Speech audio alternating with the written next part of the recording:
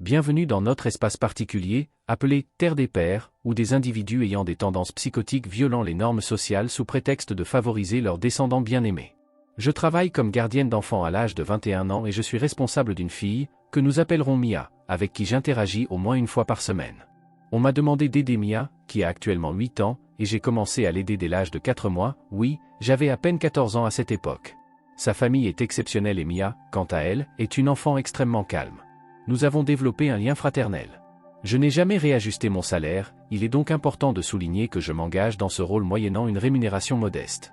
J'estime que mon travail rapporte environ 50 à 70 $ de l'heure et, sur une période de 8 ans, je reçois généralement une carte cadeau de 20 livres sterling pour des occasions telles que mon anniversaire et Noël. Ma motivation pour être nounou est plus par plaisir que par compensation financière. Ce que je gagne couvre à peine les dépenses quotidiennes. Heureusement, j'ai un autre emploi qui répond à mes besoins fondamentaux. Lorsque je passe tout un samedi avec Mia, nous partons généralement en excursion. Elle adore faire du shopping et se promener, alors je l'emmène souvent dans les grandes villes. C'est ici que commence notre histoire. Nous étions dans un bus, pour un trajet d'environ 1 heure vers la prochaine métropole. J'ai choisi le bus parce que je préférais ne pas conduire et parce que le train était plus cher, même si les deux moyens de transport prenaient 30 à 40 minutes. Personnellement, j'apprécie le voyage en bus, dont la compagnie offre certains avantages. J'ai acheté un billet aller-retour pour 10 livres sterling et Mia, ayant moins de 10 ans, a voyagé gratuitement. Il propose un service d'attente de retour, mais les retards peuvent entraîner des frais supplémentaires. Nous étions dans le bus comme d'habitude et j'ai apporté ma vieille Nintendo DSi pour que Mia se divertisse. Jusque-là tout était calme. Soudain, une mère et son fils de 10 ans se sont assis derrière nous. Au départ, il ne semblait y avoir aucun problème. Cependant, il n'a pas fallu longtemps au garçon pour remarquer la console et le jeu de course auquel Mia jouait. Le garçon, visiblement fasciné, commença à l'ennuyer. La mère, sans hésitation, a encouragé son fils à se lancer dans le jeu. On s'attendait à ce qu'il demande poliment, mais au lieu de cela, le garçon a sauté de son siège, a tendu la main vers Mia et a essayé de lui arracher le jeu des mains. Après un bref moment de tension, j'ai réussi à m'assurer que Mia n'était pas blessée et que le jeu ne s'arrêtait pas brusquement. Je me suis alors retourné, empêchant le garçon de tenter une nouvelle fois, et je l'ai réprimandé pour son comportement inapproprié. La mère a rapidement réagi, exigeant que nous laissions son fils jouer le jeu. J'ai essayé de lui faire comprendre l'importance d'apprendre à son enfant à demander la permission avant d'agir. J'ai repris ma place, attendant que la situation se résolve d'elle-même. Cependant, la chaise de Mia a commencé à basculer à plusieurs reprises à cause des coups de pied du garçon. Même après qu'on lui ait demandé d'arrêter, il a continué. J'ai prévenu la mère de la possibilité d'une intervention, mais elle est restée indifférente. La situation devenait de plus en plus tendue et j'espérais juste qu'il nous laisse tranquilles. Il y a toujours 2 chauffeurs à bord du bus pour assurer un fonctionnement continu. Dans une situation tendue où un garçon se comporte de manière indisciplinée, la mère suggère que s'il est contrarié, lui donner le jeu résoudrait le problème. Soudain, la situation empire lorsque j'aperçois Mia qui crie. En me retournant, je vois le garçon tenir le jeu d'une main et tirer les cheveux de Mia de l'autre. Sa mère, au lieu d'intervenir, semble trouver la situation amusante. Sans hésitation, je suis intervenu pour reprendre le jeu au garçon. Mon action le fait pleurer et crier, mais je m'en fiche. Il est 8 heures du matin et ce qui devrait être une journée joyeuse pour Mia se transforme en scène de larmes et de confusion avec une enfant gâtée et sa mère permissive. Je rends le jeu à Mia, en insistant sur le fait que le fils de la femme a eu tort de prendre ce qui ne lui appartenait pas. À ce moment-là, le deuxième chauffeur du bus intervient, déplaçant la mère et le fils à l'arrière du bus et nous invitant à nous asseoir à l'avant. Il rappelle à la mère la responsabilité d'enseigner à son enfant les convenances et le respect. Ignorant la mère, qui persistait à insister sur le fait que son enfant voulait juste essayer le jeu, je lui exprime discrètement ma désapprobation, tandis que Mia, retrouvant désormais ses esprits, reprend le jeu. Avance rapide jusqu'à la fin d'une journée de shopping réussie. Nous sommes prêts à prendre le dernier bus pour rentrer à 19 h. J'arrive tôt, assis sur les sièges avant, où quelques couples attendaient déjà. Tout semblait paisible jusqu'à ce que les chauffeurs annoncent un retard car 2 personnes manquaient à l'appel. Ils appellent les passagers absents et tout le monde à bord attend avec impatience. Finalement, à 19h35, la mère et le fils apparaissent nonchalamment, une glace à la main. Ils sont avertis qu'ils ne peuvent pas monter dans le bus avec de la nourriture et qu'ils doivent la finir à l'extérieur. Finalement, à 19h45, tout le monde est à bord et le bus repart. La mère et le fils, désormais assis derrière nous, provoquent un malaise parmi les passagers. À ce moment-là, le chauffeur s'approche de la mère et l'informe de la pénalité pour avoir causé le retard, conformément aux conditions générales de l'entreprise. Elle réagit avec surprise et indignation, mais le chauffeur insiste sur le respect des règles. Le garçon, encore une fois, essaie de demander le jeu, mais je reste ferme dans mon refus. Le voyage de retour est marqué par un mélange de tension et de soulagement, en espérant que cette situation ne se reproduise plus. La situation dans le bus s'intensifie lorsque le garçon, apparemment déçu, retourne chez sa mère. Pendant ce temps, Mia, épuisée par cette longue journée, s'endort sur mes genoux, utilisant ma veste comme oreiller de fortune. J'éteins le jeu, mais la dragonne au poignet de Mia m'empêche de le ranger correctement. Soudain, la mère du garçon réapparaît, insistant pour que son fils ait maintenant son tour de jouer, car Mia dort. Je refuse fermement, réitérant que le jeu est le mien et qu'il ne convient pas à son fils. Elle s'énerve et hausse le ton, mais je lui demande de se calmer pour ne pas réveiller Mia.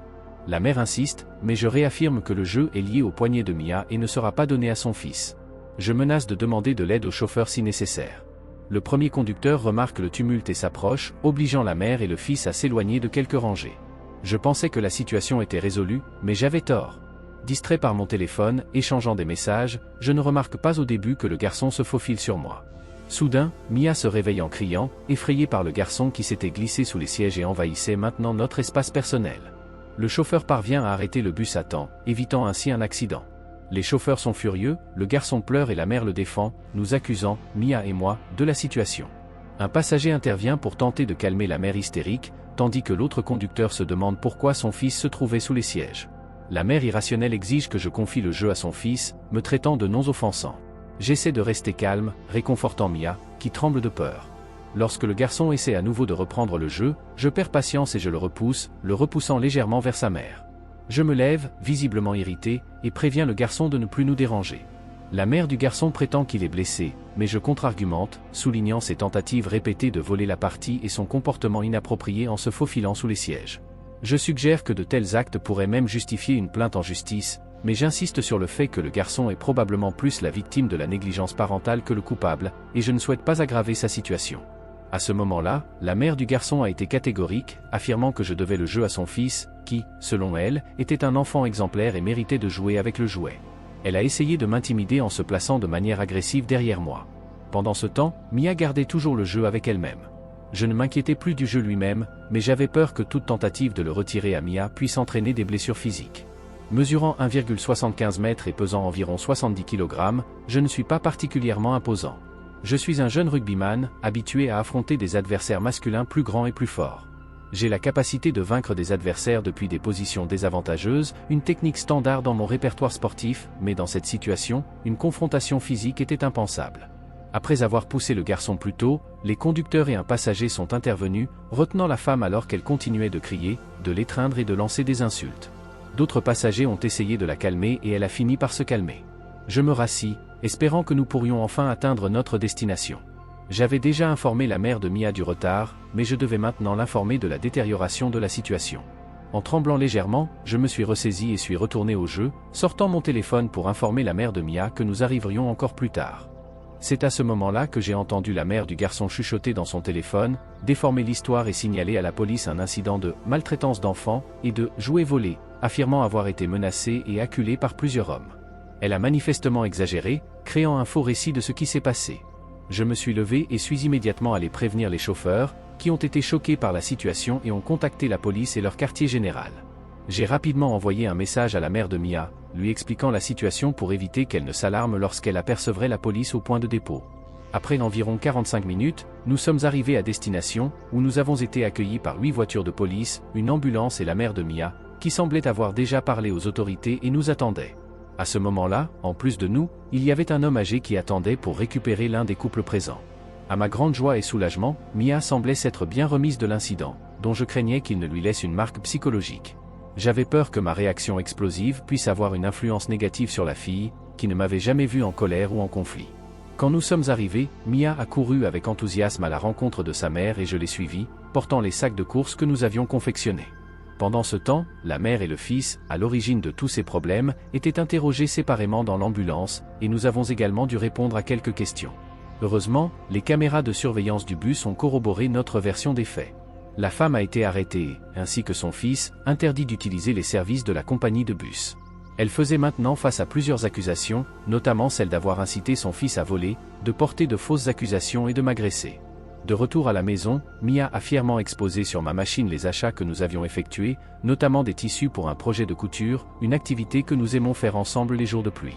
Tout a été acheté avec l'argent que la mère de Mia avait donné pour le voyage, j'ai payé mes dépenses. Finalement, je n'ai reçu qu'un avertissement pour avoir poussé le garçon, et les charges retenues contre moi ont été abandonnées parce que le juge a compris que je me protégeais ainsi que mes biens dans une situation tendue. La mère de l'enfant a été condamnée à une amende d'1 h 18 pour le retard qu'elle a causé et a été condamnée à bénéficier des services d'assistance familiale et de protection de l'enfance. Heureusement, Mia n'a pas été affectée par l'incident. Sa mère, comprenant la situation, a doublé la valeur de ma carte cadeau de Noël en guise de remerciement. Elle a mentionné que c'était en reconnaissance du risque que j'avais pris en protégeant sa fille et en lui apprenant à être forte et à se défendre. Le week-end suivant, nous avons fait un autre voyage en bus. Dans la file d'attente, j'ai remarqué un garçon qui me paraissait étrangement familier, accompagné d'un homme que je ne reconnaissais pas. J'ai décidé de les ignorer et de continuer. Mia a souri lorsqu'elle a vu que j'avais ramené la Nintendo DSi. Peu de temps après, le même garçon s'est approché et a réclamé le jeu. J'ai répondu poliment, rejetant sa demande et lui conseillant de faire plus attention à ses manières. Son père, un homme costaud, s'est levé de manière agressive, mais heureusement, l'un des chauffeurs était le même que celui qui nous avait aidés plus tôt. Il a reconnu la situation, a demandé l'identité de l'homme et a posé des questions sur son fils. Ayant découvert qu'ils avaient déjà été interdits, le conducteur a appelé la police. Le père résiste et finit par être arrêté pour fraude et résistance. Il était clair que lui et son fils utilisaient de faux noms pour embarquer et que le garçon avait en réalité 11 ans et non 10 ans, comme indiqué dans l'enregistrement. Le chauffeur est venu nous voir pour s'excuser et nous surveiller. Je l'ai remercié d'être intervenu rapidement. Cette fois, il y avait d'autres enfants dans le bus et Mia partageait le jeu avec eux, jouant à tour de rôle, créant ainsi un environnement beaucoup plus convivial et agréable pour le voyage. Pendant tout le voyage, je n'ai rencontré aucun revers et j'ai fini par échanger des contacts avec d'autres parents. Nous avons déjà organisé un rendez-vous dans un parc d'attractions pour la semaine prochaine. De nouvelles amitiés se sont nouées, démontrant à quel point il est simple d'établir des liens positifs. Honnêtement, si lors du deuxième voyage le garçon l'avait approché de manière polie, j'aurais laissé Mia décider si elle voulait ou non partager le jeu. Après tout le monde mérite une chance de rédemption. Cependant, ils se sentaient en droit d'exiger le jeu, se comportant de manière grossière et leurs parents se comportaient encore pire. Je ne regrette pas de les avoir fait sortir du bus, mais je suis désolé pour le garçon. Il était victime de la situation, reflet du milieu familial. Il semble que nous devrions renommer ce subreddit de « parents autorisés » en « familles autorisées », puisque toute la famille semble partager le même manque de principe. Quant à la nounou, même si elle s'est emportée, elle a fait preuve d'une admirable tolérance. Je me demande si j'aurais la même capacité à faire face à une telle situation. Si vous étiez dans un bus et faisiez face à un épisode similaire, comment réagiriez-vous? Seriez-vous plus ou moins patient que la nounou? Je suis curieux de savoir. Passons maintenant au sujet d'un autre cas de « parents ayant droit ».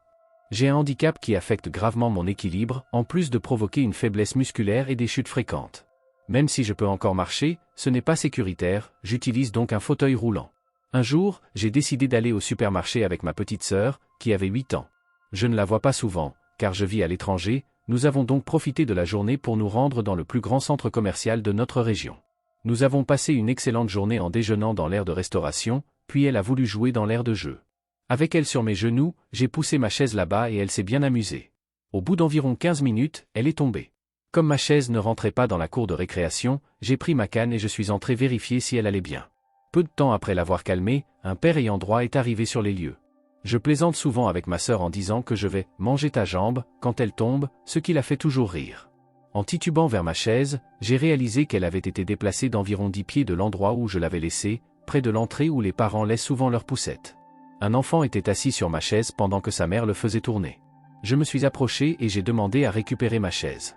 La mère a alors commencé à me confronter. « Bonjour, j'ai besoin de récupérer mon fauteuil roulant et tu n'aurais pas dû le prendre sans demander. »« Mais tu peux marcher, n'est-ce pas » a-t-elle demandé irrespectueusement. J'étais extrêmement perplexe devant l'audace de cette femme. « Oui, c'est vrai que je peux marcher, mais c'est pour moi un combat constant. » Elle a élevé la voix, attirant l'attention des gens autour de moi, pendant que j'essayais de lui expliquer. Je lui ai dit que même si je suis capable de faire quelques pas, ma mobilité est assez limitée et le fauteuil roulant est essentiel pour moi. Elle a, avec un ton incrédule, remis en question la nature de mon état. « Alors, quel est ton problème? Si tu dis que tu as besoin de cette chaise, pourquoi ne me dis-tu pas ce que tu as ?» demanda-t-elle, comme si j'étais la personne irrationnelle dans la situation. À contre-séhure, elle a retiré son fils de ma chaise, me permettant enfin de m'asseoir. Mes muscles et mes jambes me faisaient terriblement mal à force de rester debout aussi longtemps.